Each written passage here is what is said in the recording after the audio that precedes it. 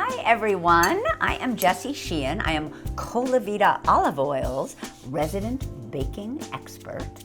And today I am making a vegan chocolate cake with a vegan olive oil glaze, and the cake has olive oil in it too, for Mother's Day. Or you can make it for Father's Day, of course, or you could make it for any day. Now I love this recipe because it is one bowl and it is easy peasy. So let's go. First things first, I have my one bowl and my one whisk, and I'm going to add 1 cup of cold water, and I am going to add a little bit of white vinegar. It's crazy, but the vinegar is one of the ingredients that we use so that we don't need to use eggs. Now I'm going to add 2 teaspoons. Let me make sure I have my teaspoon. Yep, 2 teaspoons of vanilla. And I am kind of you may have heard me say this before, but I'm kind of like a vanilla forward kind of gal. So I like to use a lot of vanilla when I bake. Now I'm going to add 6 tablespoons of Colavita olive oil. And I love this particular Colavita olive oil. It's the mild olive oil that's great for baking. And so I like using this one when I bake a cake like this. I'm adding 6 tablespoons because it gives you all of the wonderful qualities that oil brings to a chocolate cake, which is moisture. It helps the chocolate flavor shine and really pop. But it also, can you believe I'm counting 6 while I'm talking to you? Impressive, right? But it also, if you didn't want to use this particular baking olive oil, you could absolutely use a stronger olive oil with a more fruity taste or a slightly peppery taste. Any of Colavita's olive oils would be lovely in this cake if you wanted to make it more of like a pronounced olive oil flavor. And now I am going to whisk this up. I've added some brown sugar, and I love to use brown sugar when I am baking with chocolate, because I feel like the kind of caramelly, molassesy vibe of the brown sugar helps bring out all the chocolate flavors. And what's also wonderful about brown sugar is it actually adds a lot of moisture to cakes. So here I am whisking that up until it's all dissolved. And now I am going to sift my dry ingredients. And this is how I'm gonna do it. I'm gonna take my handy little strainer. I'm gonna put it right over my bowl. This one's great because it has like a little thing that allows it to kind of rest. Then I'm going to add my flour. Boop. And now I'm going to add my cocoa powder. The chocolate flavor just comes from cocoa powder. There's no melted chocolate here. Melted chocolate is fabulous, but that's not what we're using in this particular recipe. I've got baking soda, and that baking soda, along with that vinegar that we added earlier, is what again helps make this, and that's some salt, helps make this a cake that you do not need to put eggs into. And you may recognize this cake as a cake that some people call a wacky cake, or they call it a Depression era cake. And this cake is kind of a famous cake, calling for oil and water and vinegar. And you know, history tells us, I think it's accurate history at that this cake sort of came to be around the Depression when things like eggs were hard to find, things like dairy were hard to find, or just super expensive. So I kind of love this cake, not only for its easy peasiness, but also because it sort of has this very cool history to it. And so I kind of love this cake for its history and just for how much sense it makes for those of us that like to bake things really easily, really quickly. You'll see how quickly this cake comes together. And I kind of like to twist the bowl when I am folding in flour, etc. Just feel like it helps to make sure that I get all of the ingredients incorporated. So I kind of twist in one direction and then fold my spatula in another. Well, here we go. It's a tiny bit lumpy. I might give it a little whisk just to finish it off. Boop, boop. There we go. I wish you guys could smell it because it really smells delicious. I'm just gonna whisk that up just to get rid of some of those little lumps. You don't have to make it totally smooth, but just so it's a little less lumpy. Oh my gosh. So beautiful. And it's funny, I don't know if you guys noticed, but early on it looked like, oh my gosh, that is a very kind of liquidy cake batter. But look at it now, not liquidy at all. Okay, I'm gonna put this over here, maybe pop it right in there if it balances. Now I'm gonna grab my pan. We're making this cake in a 9-inch cake pan.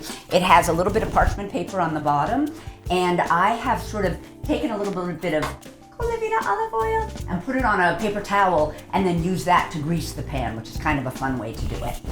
Now I'm going to put this right here, and I'm just gonna pour that in. There we go. Get all of that delicious batter. There we go.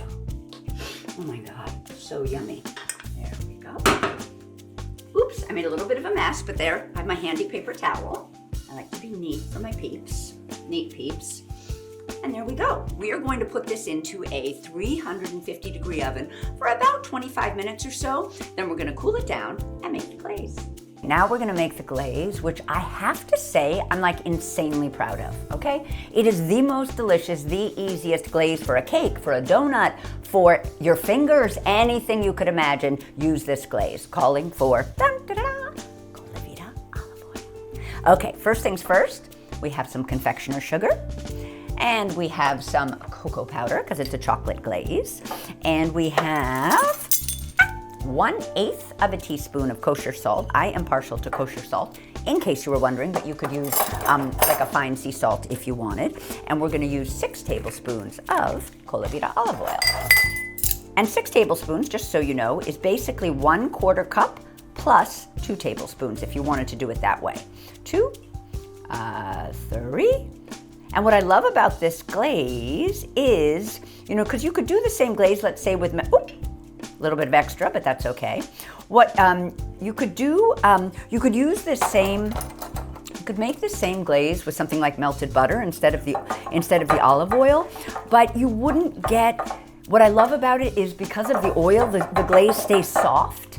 Butter will kind of harden at room temp, but the olive oil does not do that. All right, now you can see it's kind of thick, and what we do is we just add a little more olive oil to smooth it out. I'm gonna add a little bit more, maybe a touch more. We'll do, how about 1 tablespoon more, and we'll see how it goes. See how that works out. And can you see how kind of gorgeous and glossy this is? I just love the color. And I love as it comes together. You just wanna kind of get out all those lumps. Oh my God, so beautiful.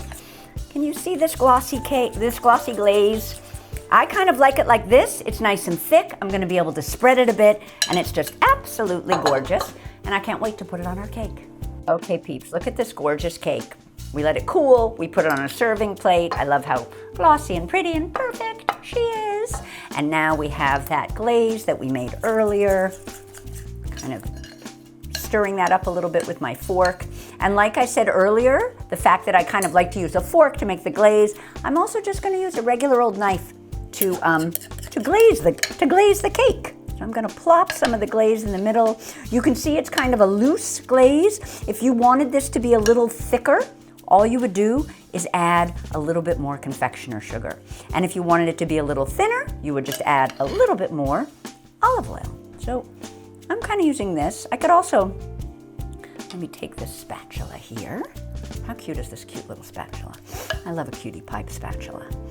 And I am getting that glaze out of the bowl. Hope you guys can see it. It's kind of glossy and delish. One thing about this glaze, it actually looks pretty good, but sometimes there can be a lump or two in your glaze, so it's a good idea. It sounds a little fussy, but it's a good idea to sift your cocoa powder and your confectioner sugar before you add them to your glaze ingredients. That will just help the glaze be extra smooth. And if you have it, you can use an offset spatula to spread the glaze, but you can also use this butter knife. And you know, this is kind of nice because I think it doesn't quite dribble down the sides, but it kind of perfectly covers. Are you seeing all my fancy moves with my butter knife? Because I'm like a fancy lady, only kidding. Okay, here we go. Oh my God, I think that looks beautiful. I hope I'm not the only one. Now, favorite part, sprinkles. Okay, how pretty are these two?